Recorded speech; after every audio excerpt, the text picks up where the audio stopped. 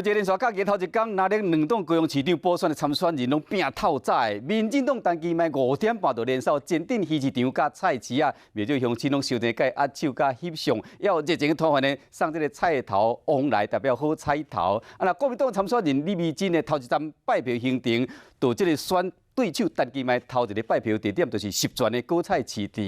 这个摊商拢真热情，外界烦恼讲，这敢会烦恼伊的选情，伊讲伊会全力以赴。肉粽节连假第一天，单机卖选举的行程按。透早5点半开始，就去前镇区的鱼市场，还有菜市啊，足侪人烧钱要和伊握手、翕相，还有人送伊菜头合往来，互伊好彩头。离街头、离市场活动，就是希望基层会当支持伊。伊讲伊会改善在地问题，辞职了后来参选。单机卖讲，选市长要选一个知道高雄的问题，而且知道要怎么解决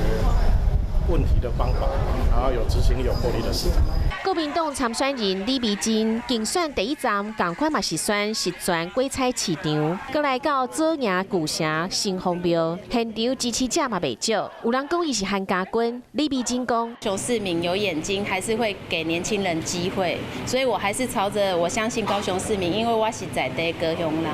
李美珍讲，伊用平常心，但是嘛袂放伤灵，会全力来拼选举。